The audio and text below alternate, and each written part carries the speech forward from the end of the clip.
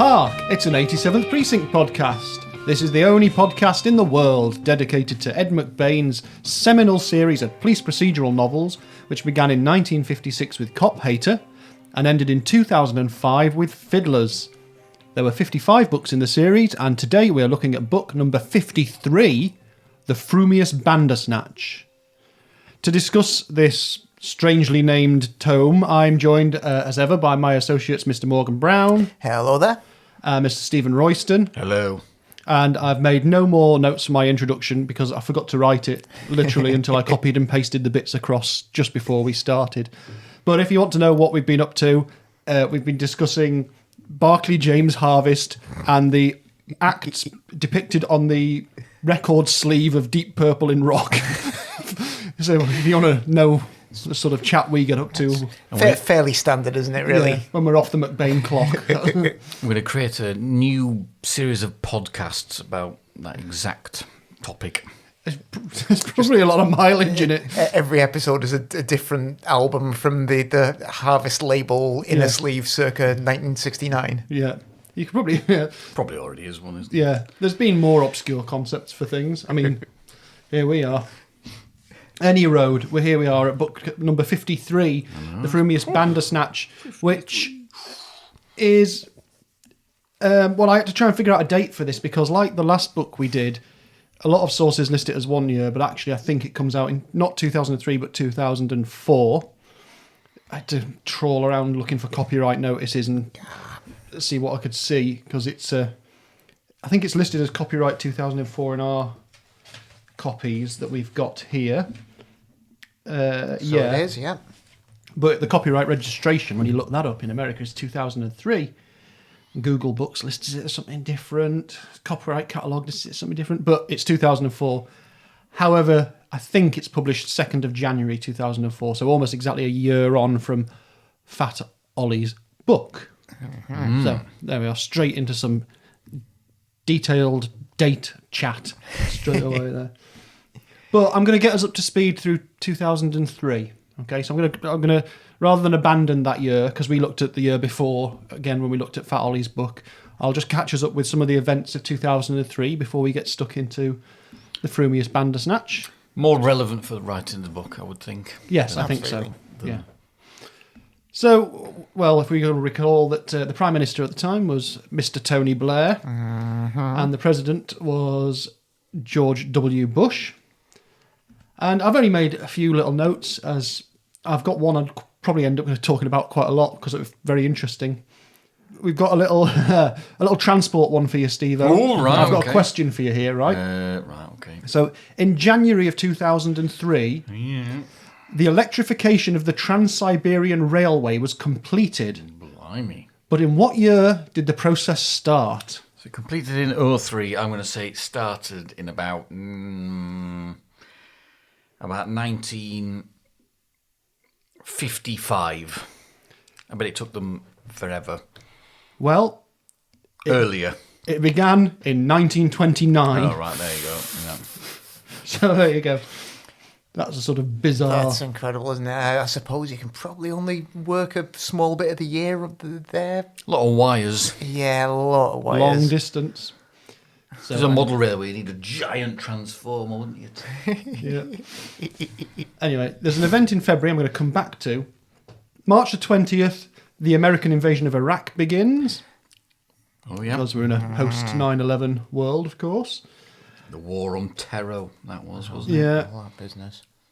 On June the 22nd, the largest hailstone ever recorded falls in Aurora, Nebraska. How big was it? The size of a Volkswagen Beetle. It was 7 inches in diameter. Oh, right. Perhaps. A toy Volkswagen Beetle. Yeah. Yeah. That's still, you'd know about that if it landed on you, wouldn't you? Well, possibly not. Well, you'd know. It would be the last thing you experienced. You would if you were inside a Volkswagen Beetle, that's for sure. Very true, yeah. Yeah. August the 1st, 2003, saw the launch of MySpace. Oh, blimey. Those were the days. Oh, no, it's weird, isn't it? I can't remember when I joined MySpace. I felt like I was a bit of a latecomer to some of those. Does it still exist? I mean, is in it some still form, I think. Yeah, they tried to turn it into just a purely music website, I think, but I don't think it exists in anything like the form it used to No. have. In the old days when you'd have your top 10 friends or whatever. Yeah, and, your profile song. Oof. yeah, that would be like, I've got an MP3 plays when people come on my page for no reason.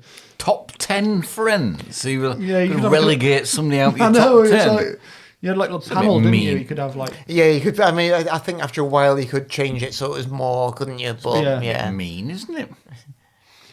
you always tell if someone was a bit desperate if they had Tom from MySpace in their top whatever it was. with his little looking at the camera, Yeah. sort of image. But yeah, MySpace that started all this rubbish that we're dealing with now.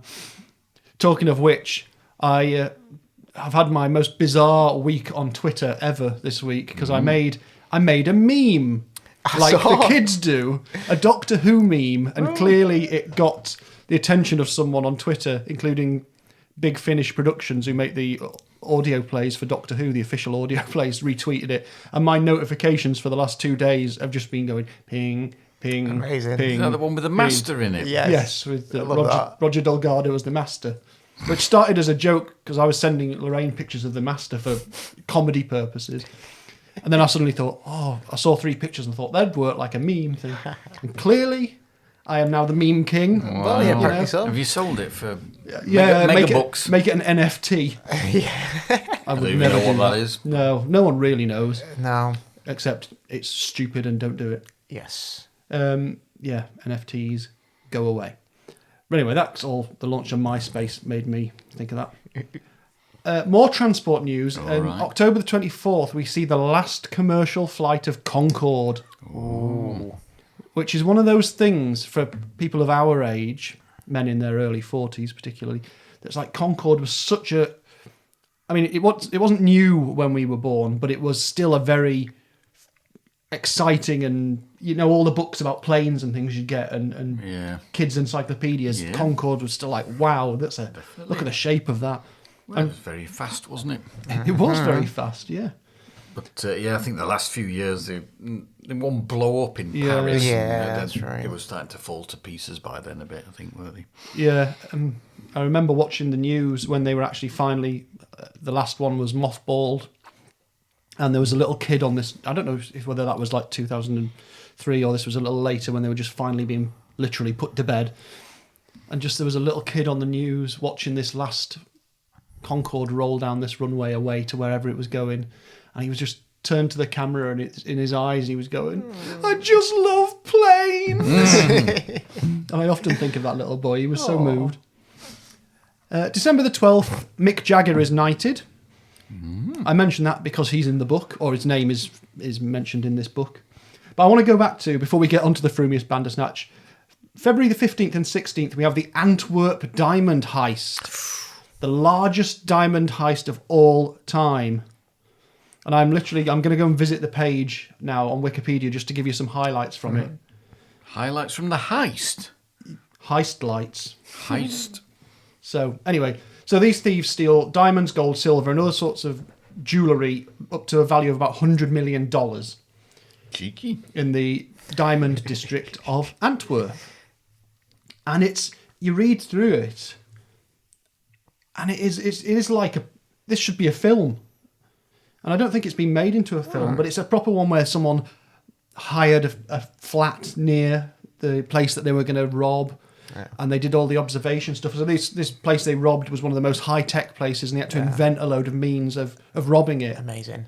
I'd like to imagine there was a long process of assembling a mismatched crew of interesting characters. Including a liability who was Someone who's an obvious ultimately liability. responsible for Well, their apprehension. Let me outline this for you and see how right you are. It's normally the inside man or woman. Yeah.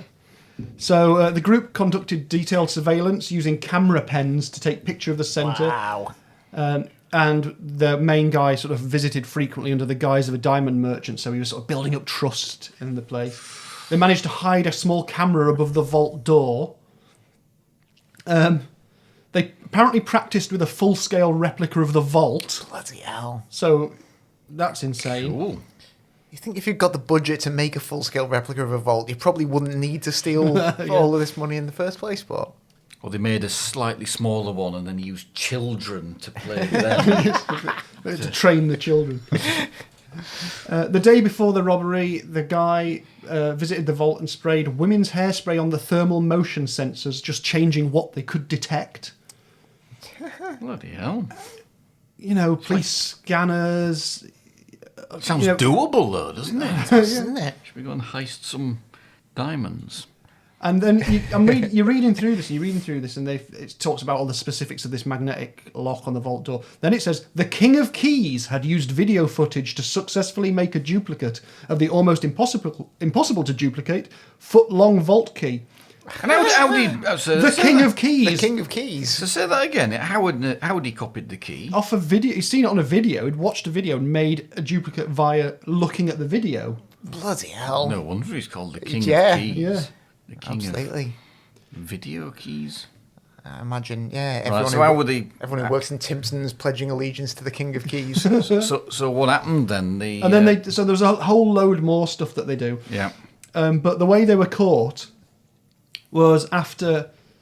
So I think there's a gang of 4 of them. One of them they know who he is, the actual guy, the ringleader, and the rest of them are known by these nicknames, and they're not entirely sure who these guys are because I don't think they got caught. Oh, so they just caught one of them. So so the gang is Leonardo Notelbart. I can't flipping heck. I should have read this first. Notelbarton.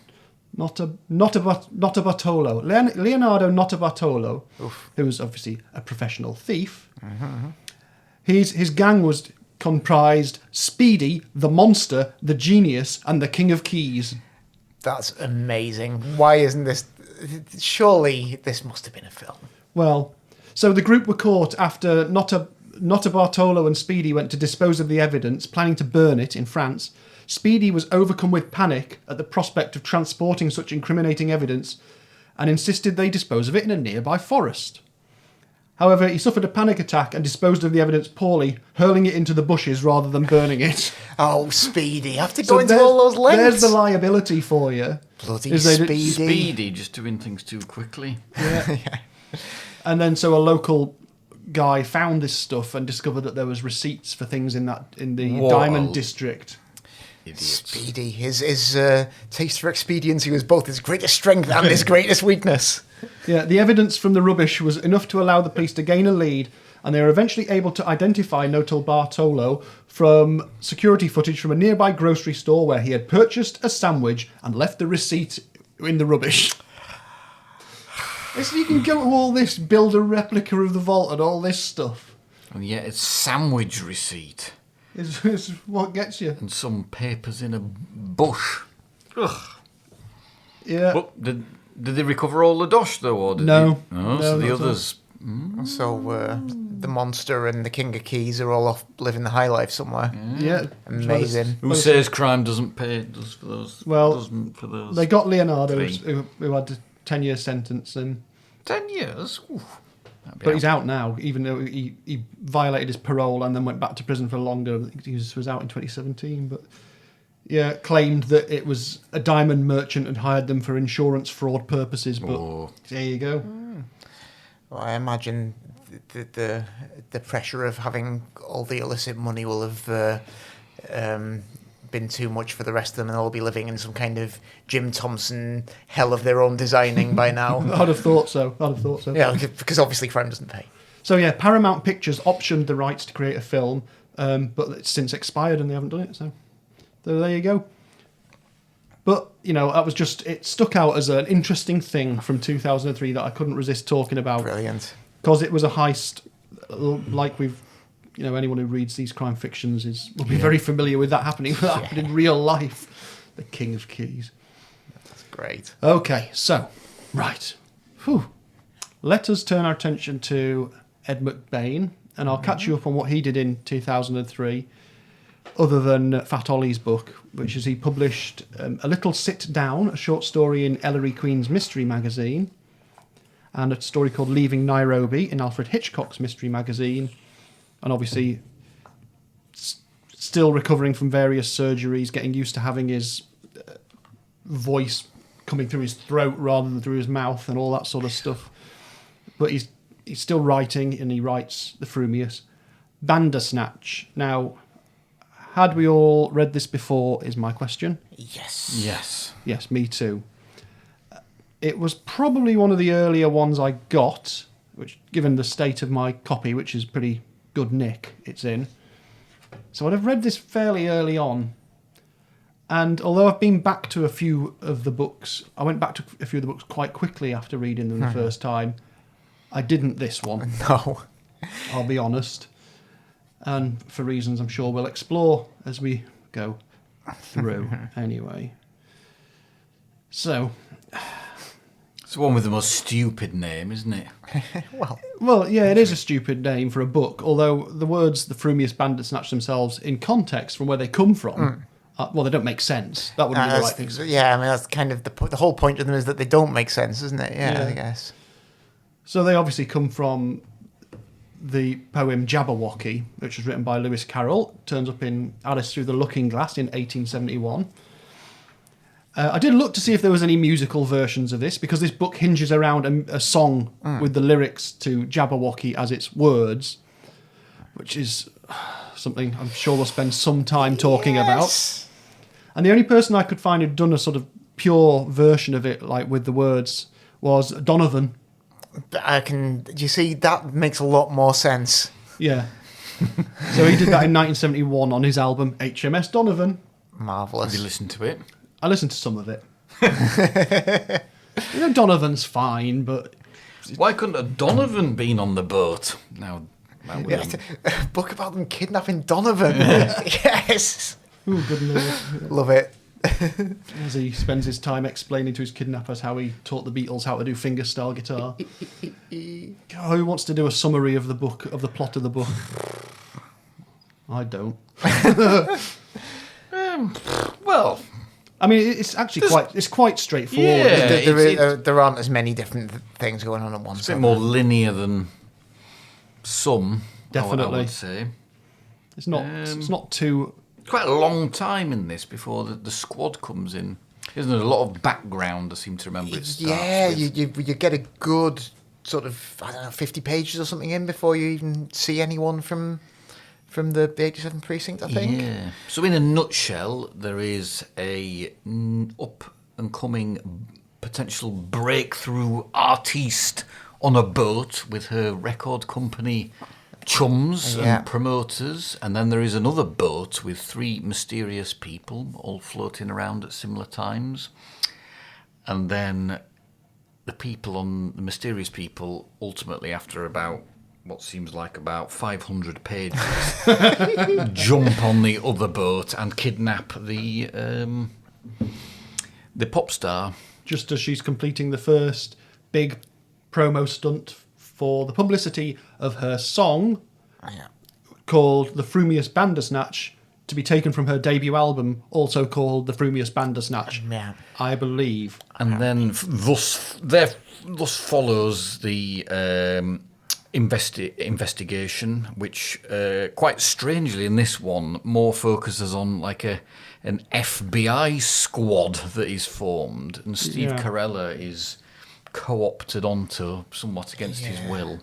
So we get a bit of sort of a sense of the kind of rivalry and the interplay between the relationship that the department has with the feds. Yes, that's a slight new one, really. Yeah. But in terms of like the plot, that's the main kind of gist of it, really. The main subplot is kind of revolves around Fat Ollie, I suppose, and his courting of Patricia Gomez. Patricia Gomez. So I would say, out of all the bits of the book I like the Fat Ollie bits. Yep. That would have been a tremendous little novella. Yes. We could have done without somebody. So there's quite a lot of good dialogue in those, and they're out dancing and eating and drinking and whatnot. But the main crime, as it were, there's just the one really in this book, isn't there, I think? Yeah. So this is our first kidnapping, pure kidnapping, I suppose, if that's not quite the right word, but I know what I mean. Yeah. Since King's Ransom, which is obviously a book published in 1959, but in the bizarre time that the 87th Precinct exists in still remains the only other kidnapping case that Corella has ever dealt with in his entire time on the force. Yeah. So he's now 40 years old or something by this point, isn't he? But yeah. And there's definitely some bit with the expanding time which doesn't really make sense in this, in terms of this happening in the real world, where, because he is 40 years old, as we've established, I think, but then he's flashing back to the war that he was in, but we're no longer sure which war it was, and I'm not sure it actually the time scale he's referring to actually can make sense with any war that happened in the real world anymore. Yeah, with Cotton Hawes as well. You'd have to Think be about his in Navy career. Guatemala or somewhere with like the Marines or something, Maybe, wouldn't it? yeah. So It gets a bit confusing, but I mean that's a minor point, isn't it? Always just like mystery to me in this, just on that topic. Why he didn't? Surely at his age now, he had the luxury, McBain, to start aging them a little bit more, knowing that he was going to be writing them forever, because he could have had a lot of the characters like almost getting towards I suppose they probably retire at 50 or 55 in the. I'd have thought so. So he could have had them late 40s, couldn't he? Yeah, but I think he keeps them compressed in that 35 to 40 for 45 years, about, doesn't he? Yeah, definitely. That's And I think it's only a couple of books ago where he definitively stated that Corella had turned 40. Yeah. So you kind of meant to think that the preceding canon was all in his early 30s to that point, I suppose, weren't you? And it's sort of impossible that you would have had that sort of career in that supposed time span. But nevertheless, Anyway, yes, I digress. We're here. We're here now. And there's also a strange thing in that the problem with making your characters in their 30s and 40s in the 21st century as well is that McBain, writing as an older man, perhaps doesn't understand people in the late 30s and 40s relationship to popular culture and is treating it so that he's got all these characters saying, I've never heard of her, which is fine because this is a new pop star. It's a new pop star that he's got coming around there. A new pop star. Yep. So they wouldn't have heard of it. Yeah. But they're sort of treating them like they wouldn't have heard of any pop stars except the super mega global ones. Yeah, they'd have all been off just listening to Mel Torme or something. Over their afternoon cocktails, and wouldn't be aware of all this beat music that the kids are listening to. That's essentially the implication, isn't it, really? They all listen to what McBain would be listening to as a man in his 70s rather than as people in the 21st century where the sort of age of listening for popular stuff is a bit broader, really. It's not all just. It wasn't just kids listening to J-Lo and all this lot. Yeah, so we get a lot of names in this. Yeah, definitely. People, because detectives who are sort of 40 in 2003, would have been listening to like probably rock music when they were young, wouldn't they? It's not like they wouldn't have grown up listening to Bing Crosby or something. It was, yeah. So anyway, I think you can probably detect from, well, certainly my approach to this is I'm a bit cynical about this book. And I think with good right, especially as someone who's a musician and likes music and has written songs and things like that, because before we get into anything else, let's discuss this. So the big opening chapter of these, like Steve says, feels like 500 pages. A lot of it is given over to the performance of this song, the Frumious Bandersnatch. Now, I can't... Morgan, perhaps you can try and... What sort of style of music is this supposed to be? I thought the way he describes it, bits of it sound kind of almost avant-garde, really. It keeps going back to this sort of droning B-flat synthesizer, but I'm guessing it's meant to be sort of some kind of, like a... Because he must be vaguely basing this singer on, say, like a Christina Aguilera type of... He mentions J-Lo and Christina Aguilera. Yeah, I'd guess sort of like a pop R&B, and then there's a hip-hop section, isn't there, I think? So I'm guessing something along those kind of lines. But why on earth if you were going to have a performer in that vein, you would have them doing a song that literally uses the words of Jabberwocky? not even just vaguely based on the concept of it. It's just the words from the poem. It's using the words from the poem to try and make some serious point about sexual violence, and it's like, but that's not there. No. It's such a patently ridiculous idea, and he's obviously really in love with it, so he absolutely hammers it home, and the more he hammers it home, the more terrible the idea is. Reading it again, I think the whole problem is like trying to work out what song is it. I don't think McBain's got a clue. He's literally describing something that he just does not know what he's on about. No. And therefore it just fails to hold together. The whole idea of the song and the performance that he describes around it, the entire thing just utterly lacks credibility, and it really, really ruins that whole thing, because if you're totally disbelieving that main focal point from the start, it kind of spoils everything that comes after. But he could have made his life a bit easier for himself and just had a straight up pop song. Yeah, he didn't need to describe it in the detail that he does. Next Britney Spears kind of straightforward. There's no need for Lewis Carroll to be in there at all, and it would have made a lot more sense if it wasn't. he could to have got across the points he I feel like he thinks he wants to make, which is sexual violence and also representation of black people in the popular music industry and things like that. He would have been better just making up a song. Yeah. And I know I always cringe when he's done it before with like Calypso and stuff like that. But could have written his own lyrics again. I mean, they're not he could good. Have made the point better. Even his worst of his own lyrics that he's made up before were better than this. And try to, crowbar Lewis Carroll into the career of Christina Aguilera. I don't know. I'm thinking off the top of my head here. Unless one of his points was just to make it purposely ridiculous as a bit of a. If that was the point, he succeeded. Yeah, but he doesn't. He certainly doesn't come across like that, does it? But it feels a little bit like Old Man Yells at Cloud. So that's sort of like, I don't understand this music now. So what's the most ludicrous thing I can think of? Oh, a nonsense poem from the 1870s. Yeah. Might as well be that. Yeah, pop music's all nonsense anyway, so why don't we pick something that's literally nonsense? And there's a bit where he's like critiquing the stickability of NSYNC, isn't he? And the longevity of some other artist, and you're just like, it's just... Every now and then there's an entry, isn't he, where he deals with something and you just think... it's quite commendable, I suppose, having topics that are out of your comfort zone and trying to, kind of fit them into your real world.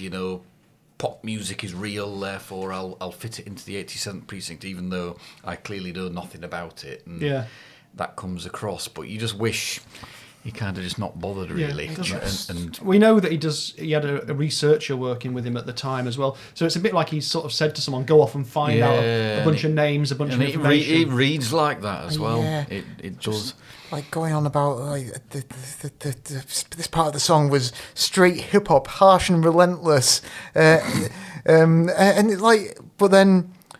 The harsh and relentless hip-hop bit is, and as enoughish thought he stood, the Jabberwock with eyes aflame came whiffling through the tulgey wood and burbled as it came. You can imagine that. It's just Ghostface Killer rapping that. It's just, it's not happening.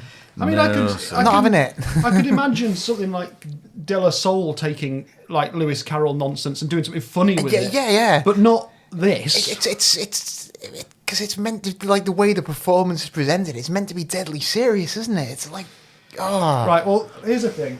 Morgan, I'm moving around the room now, everybody. Take this guitar and just hold that. Okay. Right.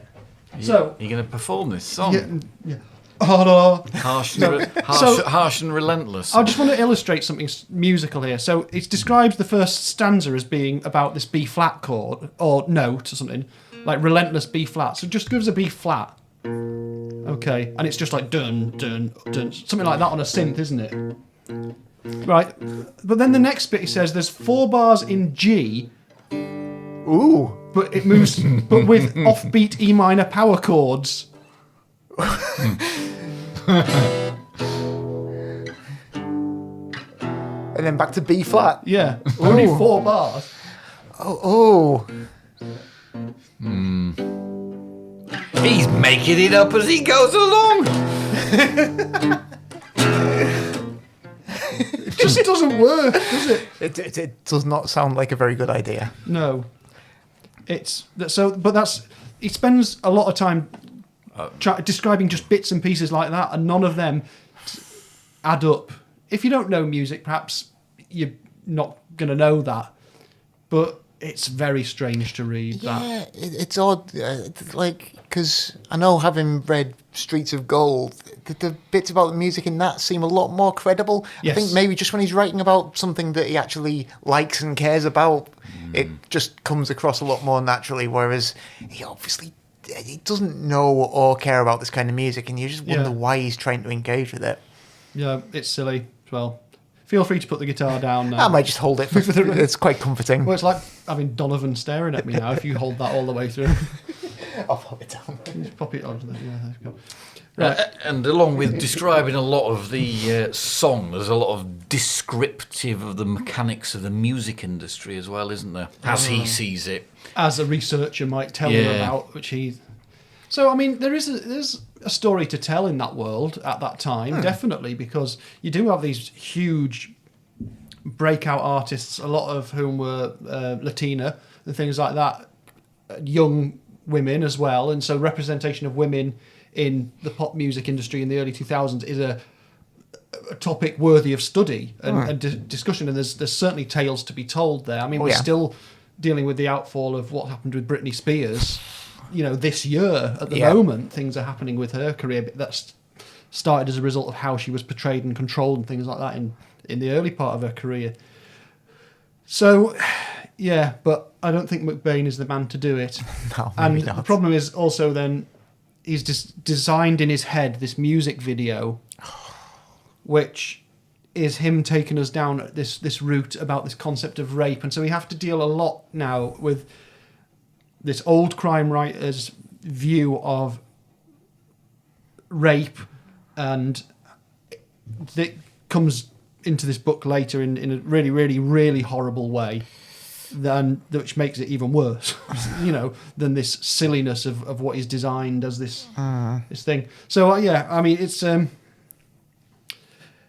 anyway. Let me point out some points from the book other than this. So I like the fact that when Steve Carella and Cotton Hawes have to go to the scene of the crime, which is a boat, we discover that Steve Carella can't stand boats and gets seasick really easily, but Cotton Hawes is like, because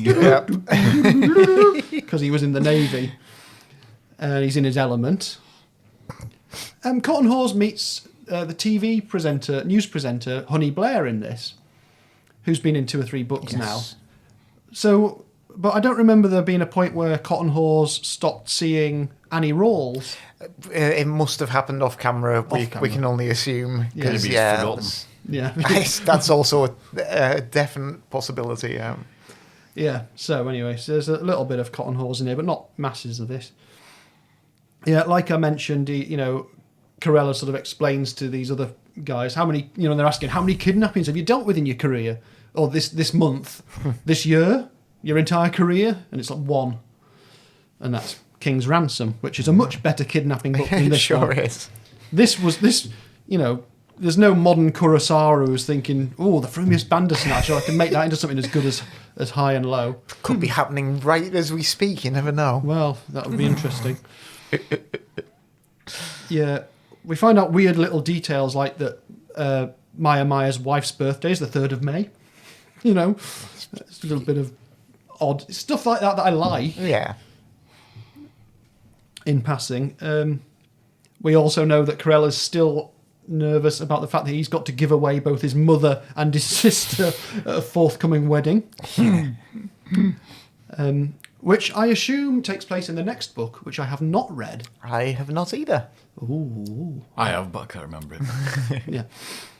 Yeah. We have the Reverend Gabriel Foster involved again. He's been in the last handful of books, hasn't he? Yeah, he does crop up. Yep. Some good sort of reflection by Carella on his own career. Right, I think we get the first ever glimpse of him thinking about when he started in the job as a policeman, where he has the experience of sort of the mistrust of the public straight away from from day one on uniform on the beat and things like that, because he meets, is it Detective Corcoran, who's now working with the Phoebes, the FBI. Yeah, who's no longer Corky. No. You can call me Lieutenant Corcoran. Oh, yeah.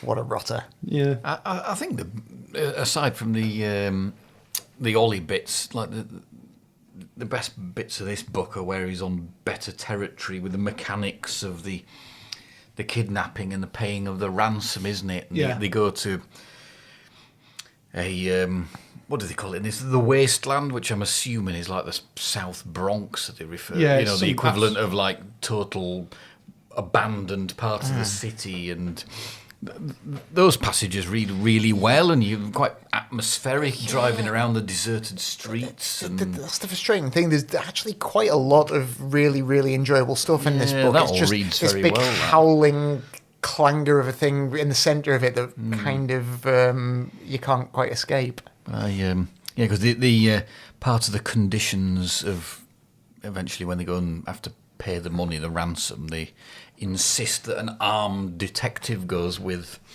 the chap who's going to pay the ransom, and they can't really understand why until they head there. There is definitely there's moments, and it does recall actually some of King's Ransom, like in the scene in King's Ransom where there's have you got a phone in your car, which in King's Ransom was like a novelty because it's 1959. Here now it's sort of more standard because everyone's got a mobile or cell phone. But it's got some of that energy and interest to it in those sequences. Definitely, yeah. Especially when, the core bit where Corella gets called into the FBI sort of gang. The squad. Yeah, but also feels like he's just there as a token and walks out of it as well. But yeah, he sort of gets muscled out, and then the FBI guy takes over for the second run on the drop-off of money before everything goes haywire. That's interesting to see Corella interacting in those different scenarios with different people, and to see him sidelined. So to say, the main story, the main star of the book, Steve Corella, is given the job of going and dealing and liaising with the FBI, but then what the character's doing is sitting there feeling useless. So, McBain can do that sort of thing well. We still enjoy reading that bit where our hero is doing naff all because he's sort of being hamstrung by the situation he's in. And lots of sections about people attempting to triangulate mobile phone signals. Yeah, all the very high-tech approach that the FBI have got, which doesn't actually really get them anywhere at all. No, indeed. So then we have a very intensive passage of like the police procedural stuff when Corella's like, oh, let's try and beat them to the chase then. Yeah, and they just fall back on like proper traditional footwork, don't they? And they all meet for the big finale, as it were. Yeah. A bit of a background as well of Corella remembering how when he was a young man, he used to phone up girls and quote poetry to them down the phone. Like T.S. Eliot stuff. Yeah. So I was talking about Wasteland. Apparently he quotes stuff from The Wasteland to people down the phone. Now, I've never read The Wasteland. Have you read it, Morgan? Yeah, definitely read it from a degree many years ago. Would you suggest it as a good source of romantic poetry? No, not really, no. No, I didn't think it was that sort of thing. Yeah, a bit of ultra bleak epic modernism to... Yeah. Get the girls on board. Yeah. Yeah. But there's a very interesting author self-reference point in this in page 171, which is great. So this is my favourite funny bit, other than sort of the banter between. Well, Ollie's stuff's not funny necessarily; it's just interesting. But page 171, you've got two characters we've never met before. There's two special agents going to talk to someone, and it's talking about how. Where is it? Let me find it. Special Agent Forbes was saying he'd been watching this writer on C-SPAN the other night, giving a book talk in a bookstore in Seattle someplace. And the writer was telling the audience that he once got a letter from some lady who said she wasn't going to read his books anymore because there were too many people in them. And so this is proper McBain, this, isn't it? So not only has he put the words into some of his characters' mouths, in order to make the point even more, he's introduced two characters who we've never met before and given them this discussion about there being too many characters in a book. Yeah. It's like, besides, they aren't people, Detective First Grade Lonergan said. They're characters. Who was this writer anyway? Detective Second Grade Feingold asked. Some mystery writer, Forbes said. So we've got a whole bunch of other people. So that was my favourite bit, I think, great. In terms of standout author. Because, clearly the author is sown through this in attitude and things he wants to discuss, but I prefer it when he's just being rude about people who tell him off. Yeah. Really. The problem with this, really, though, is we've got the awful music stuff, but we also have the kidnapping descending into chaos. Talking about liabilities. From the moment the kidnappee accidentally gets a glimpse of one of the kidnappers, you know basically she's done for, really. It's not mentioned for pages and pages and pages and pages and pages, but then you've just got the sense in the background that's, but she saw me, but she saw me. Then there's a mix-up and or a double cross in there, and it all just leads to... Well, it leads ultimately up to a really, really violent rape scene. Just rewinding there just a little bit to the double cross as well, which I won't go into detail, but I know I was rereading it, but that came across as really bloody obvious as well. Yes, it did. Yeah. And normally with his, kind of surprises or plot twists or whatever they might be, normally are that, a bit of a, oh my lord, but in this it was just like, oh, I thought it was obvious. Yeah. So it just didn't really pack anything, that revelation, as it were. No, sadly not. Yeah, but we also have to suffer through this really violent rape scene, which, he's putting all this commentary on rape as it's depicted in this video to the point where it's got protests happening outside the record company, and it's got 2 scenes set in different TV discussion programmes about it, both of which just don't make any sense because, again, everyone would just... Why? I don't know. Maybe this is me. I'm saying this from the position of a 43-year-old white British man in the year... What year is it? 2022. To check. I got it wrong last time we did one of these as well. To say that people wouldn't be discussing the implications of... But they don't seem to be discussing the video in terms of its visual content. They seem to be discussing the lyrics as being about a call to sexual violence. But the lyrics are Lewis Carroll's nonsense poetry from 1871. Yeah. Oh, I don't know. Anyway. But the fact that it's then coupled with a scene where he writes in a very violent rape and beating, it just makes for a very unpleasant experience. Yeah, it felt like they didn't need...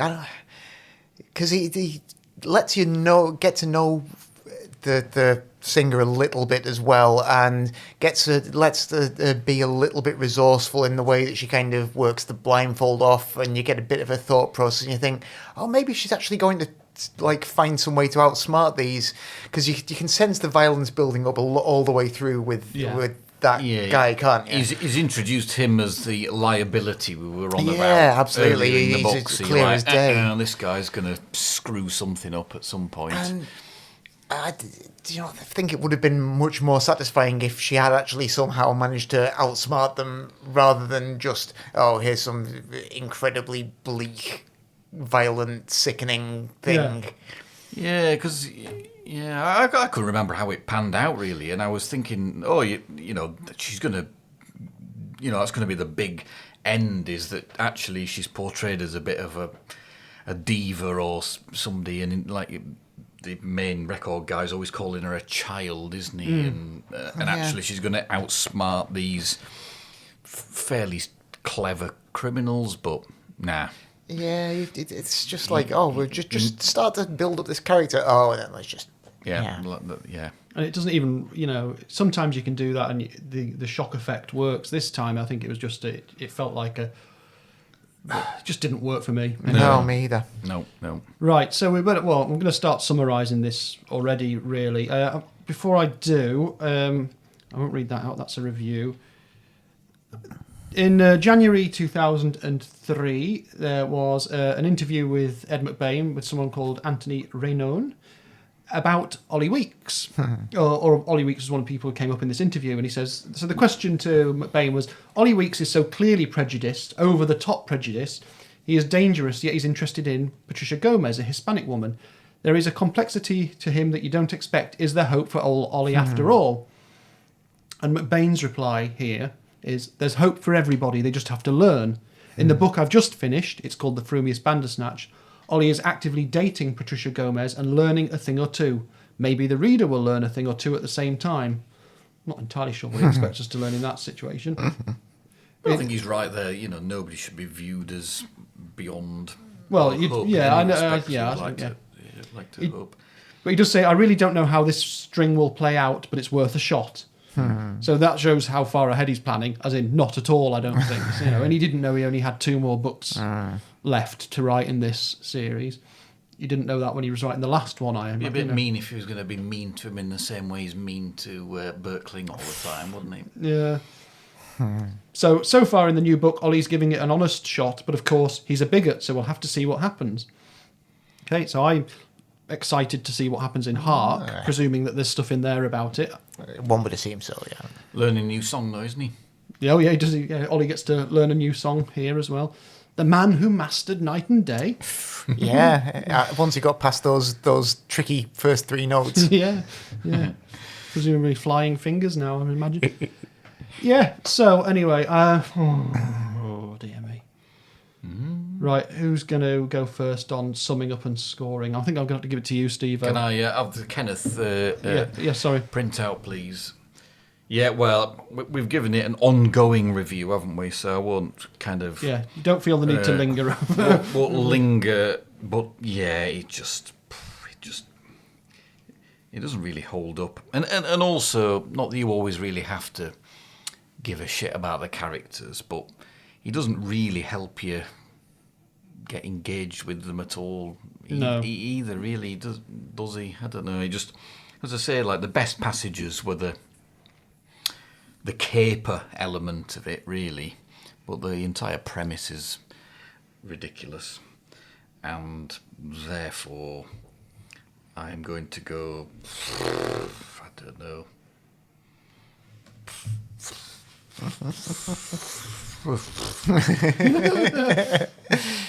I don't know, 49, 50, I don't know.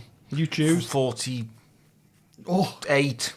Right, I'm putting 48 down. I don't know. It's not without its moments, you know. And there's a lot of the passages with Ollie and the FBI bits and the heist, but yeah, that probably accounts for 48% of the pages, maybe. Yeah. I don't know. Yeah, I'll go with that. Well, Morgan, what do you think then? Yeah, as I say, it's frustrating because the bits I really do like. I think the Ollie and Patricia stuff is really charming, and I'm loving seeing his character develop.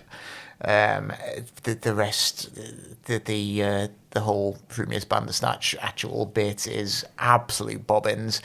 I'm going to be slightly more generous. I'm going to just tip over the halfway point and go for 51 police shields. I was just thinking Dutch ghosts are more credible than... yeah. And that's... Yeah, when you think back to the weaker ones and you think...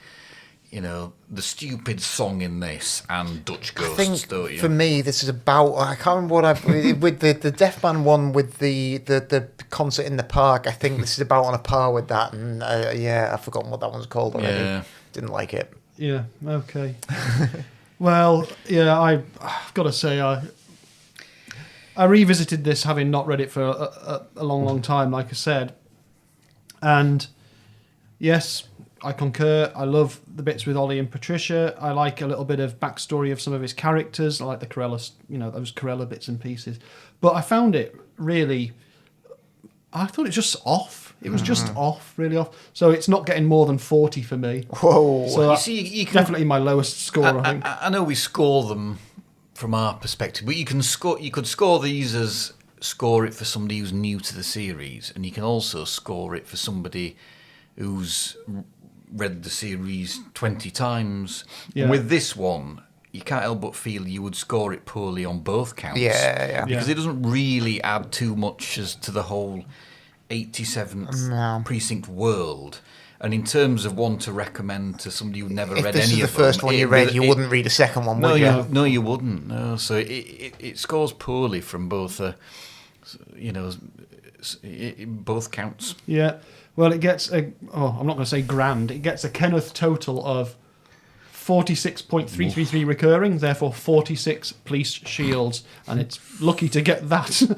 But before we finish off, I'll do a couple of the contemporary reviews and see whether people at the time, in those far-off days of 2003/2004,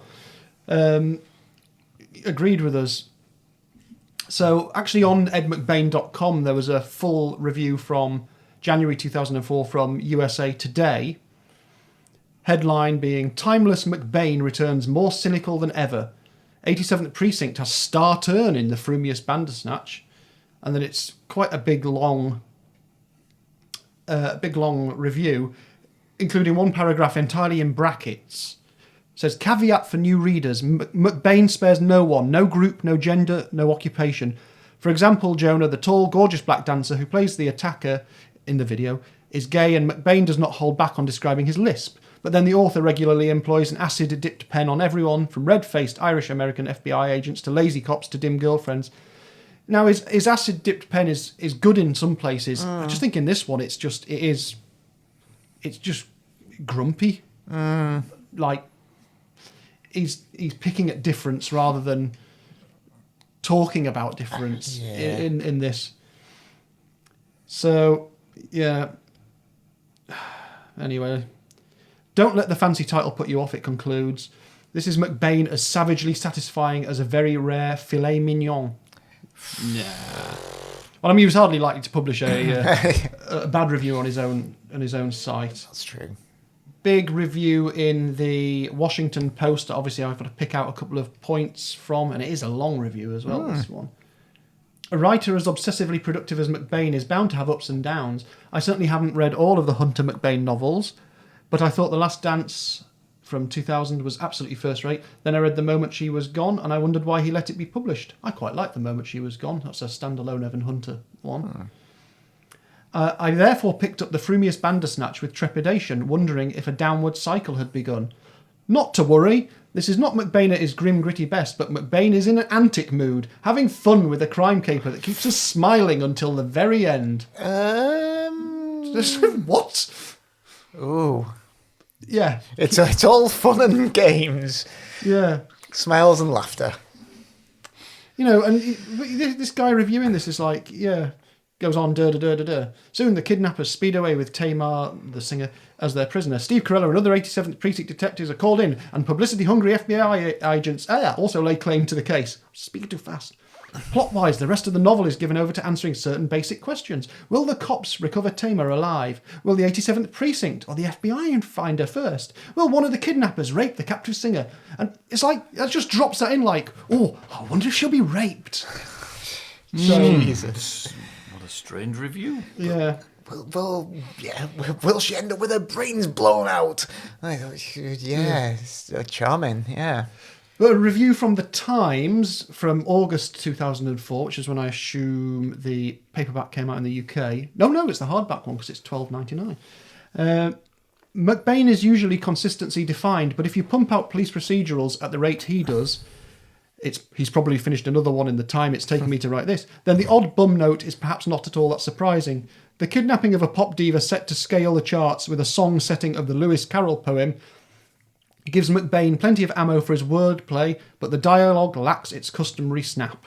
And then that's it for the review for that one from the Times. So, and in the front cover of the paperback edition, there's a couple more bits of an engrossing plot, a clever deconstruction of today's shallow pop world.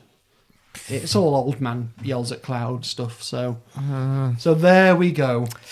So anyway, we will. At least this is the 53rd one, and we've not started on this. Yeah, well, I will tune in for the next 54. We can promise. Yeah, what I will say is thank you to everyone who I mentioned on Twitter for people to add their thoughts about Frumious Bandersnatch. And of the comments I received, they were all pretty much of an opinion similar to ours. I saw a few of them, yeah, I think. Essentially, I'm not fussed about rereading this. This is really rather embarrassing and a bit, have your cake and eat it type McBain's stuff. So, yeah, thank you for everyone who's commented. And I just, Well, it'd be boring if they were all good, wouldn't it? Yeah, well. But in recent years, looking at the our scores, they are. Up and he down. does get a little bit more erratic, doesn't he? That he's good, his high points are high. Yeah, there's still plenty of high points. Yeah, he's had a few good moments. You can tell from that there's not really any trajectory. He's just, a little bit more inconsistent, perhaps. Yeah, so, it's... For our tastes. Definitely. Well, like I say, we move on then to book number 54 of 55 books, to the novel Hark from 2004. So later in the year from where this one has been published. So we'll be able to do all of 2004 catch-up stuff in the next one, you see. That's the system I'm using. All right, okay, got you. Yeah, there we are. I see. I'm excited about that. I haven't read it, so I do like that. And yeah, so until we return for that and bonus episode, keep your eyes open for that as usual. I'm going to say goodbye, as is Steve-O. Goodbye. And Morgan. Very well.